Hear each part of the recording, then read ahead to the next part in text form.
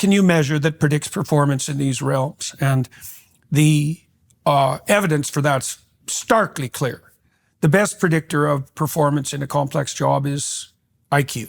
And psychologists tore themselves into shreds, especially after the bell curve, trying to convince themselves that IQ didn't exist. But it is the most well-established phenomena in the social sciences, probably by something approximating an order of magnitude.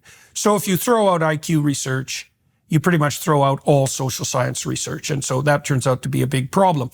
Now, personality measures also matter. Conscientiousness, for example, for managers, and openness, which you mentioned earlier, for entrepreneurs. But they're much less powerful, about 1/5 as powerful as IQ.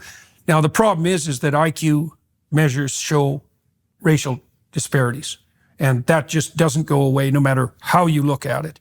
Now, at the same time, the U.S. justice system set up a system of laws that governed hiring that said that you had to use the most valid and reliable predictors of performance that were available to do your hiring, your placement, and your promotion, but none of those could produce disparate impact, which basically meant, as far as I can tell, whatever procedure you use to hire is de facto illegal. Now, so lots of companies, and I don't know why this hasn't become a legal issue.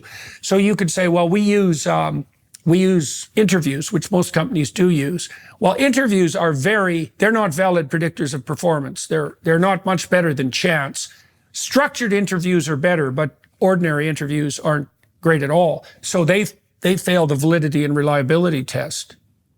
And so I don't think there is a way that a company can hire that isn't illegal, technically illegal in the United States. And then I looked into that for years, trying to figure out how the hell did this come about? And the reason it came about is because the legislators basically abandoned their responsibility to the courts and decided that they were just going to let the courts sort this mess out. And that would mean that companies would be subject to legal pressure and that there would be judicial rulings in consequence, which would be very hard on the companies in question. But it meant the legislators didn't have to take the heat. And so there's still an ugly problem at the bottom of all this that no one has enough courage to address. And so, but the upshot is that, as you pointed out, companies find themselves in a position where no matter what they do, it's illegal. I've had lawyers literally write analysis for this as I've been trying to figure it out, employment law lawyers, and like literally you read the analysis and it's absolutely 100% illegal to discriminate on the basis of these characteristics, and it is 100% absolutely illegal to not discriminate on the basis of these characteristics, and that is true, right? and both of those are true. It is both illegal to hire. You mentioned interviews. Interviews are an ideal setting for bias because most, even if you just assume most people like people who are like themselves. Right. Is a member from a certain group going to be more inclined to hire members from that group? Probably yes, just if there are no other parameters. And so precisely you want to get to quantitative measures because you want to take that kind of bias out of the system. But then the quantitative measures are presumptively illegal because they lead to bias through disparate impact.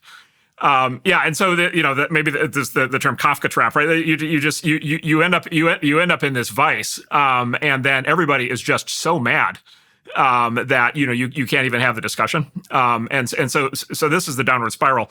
On the one hand, I think there's a lot of this that just fundamentally can't be fixed because a lot of these assumptions, a lot of this stuff got baked in, going back to the 1960s, 1970s. So a lot of this is long since settled law, and I don't know that anybody has the appetite to reopen Pandora's box in this. Having said that, this new administration, the Trump administration coming in, I would say every indication is that the Trump administration's policies and enforcement are going to flip to the other side of this.